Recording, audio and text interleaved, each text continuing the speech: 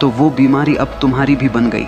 बुराई कभी बाहर से हमें नुकसान नहीं पहुंचा सकती, वो तभी जहर बनती है जब हम उसे अपने भीतर जगह देते हैं, वरना तो वो हवा में उड़ जाएगी।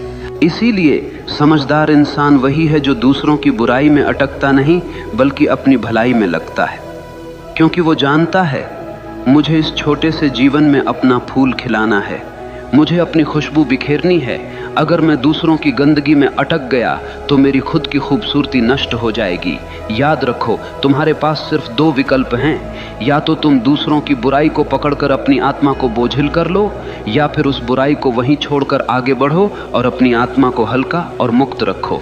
जिंदगी का मजा तभी है जब तुम हल्के होकर जियो, वरना बोझ उठाते उठाते तुम मर जाओगे और कभी जी भी नहीं पाओगे। जरा ठहरो और खुद से पूछो, तुम्हारे जीवन में सबसे कीमती चीज क्या है? पैसा, घर, रिश्ते, नाम, शोहरत?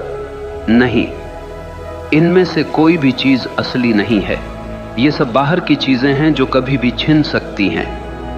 तुम्हारे जीवन की सबसे कीमती चीज है तुम्हारा मैं, तुम्हारा असली अस्तित्व, तुम्हारा भीतर का वो बच्चा जो मासूम है, शांत है और जीवन से भरा हुआ है। लेकिन दुख की बात यह है कि हम दूसरों की बुराई, दूसरों की आलोचना, दूसरों की नफरत को पकड़कर उसी मासूम मैं को रोज रोज घायल करते रहते हैं। जैसे कोई तुम्हारे दरवाजे पर आकर कूड़ा फेंक जाए और तुम उसे अपने ड्राइंग रूम में सजा कर रख लो। क्या ये समझदारी है? नहीं, लेकिन यही तो हम करते हैं। कोई हमें बुरा कह देता है और हम उसी बुरे शब्दों को अपने भीतर गूंजने देते हैं। कोई हमें धोखा दे देता है और हम उस धोखे को अपने आत्मसम्मान पर दाग बना लेते हैं। धीरे धीरे दूसरों की बुराई हमारे मैं को कमजोर कर देती है और हम भूल जाते हैं कि हमारी सबसे बड़ी जिम्मेदारी हमारी आत्मा को सुरक्षित रखना है। याद रखो, बाहर का संसार तुम्हारे बस में नहीं है। लोग बुरे होंगे, धोखेबाज होंगे, झूठ बोलेंगे, लेकिन तुम्हारे भीतर का संसार पूरी तरह तुम्हारे हाथ में है। तुम्हें तय करना है कि किसे भीतर आने देना है और किसे बाहर छोड़ देना है। अगर कोई तुम्हें गाली देता है और तुम उसे अपने भीतर नहीं लेते तो वो गाली हवा में ही रह जाती है। सोचो कितना गहरा विचार है।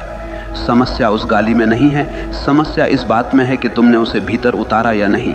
ये वैसे ही है जैसे कोई आग लेकर तुम्हारे पास आए। अगर तुम लकड़ी बनकर खड़े हो जाओगे तो आग तुम्हें जला देगी, लेकिन अगर तुम पत्थर बन जाओ तो वो आग सिर्फ तुम्हारे आसपास भड़केगी, तुम्हें छू भी नहीं पाएगी। तुम्हारा मैं, तुम्हारा असली स्व पत्थर जैसा होना चाहिए। तुम्हें अपनी मासूमियत, अपनी पवित्रता को बचाना है, क्योंकि यही तुम्हारी असली ताकत है। अगर ये बचा लिया तो कोई तुम्हें तोड़ नहीं पाएगा। अब तुम सोच रहे हो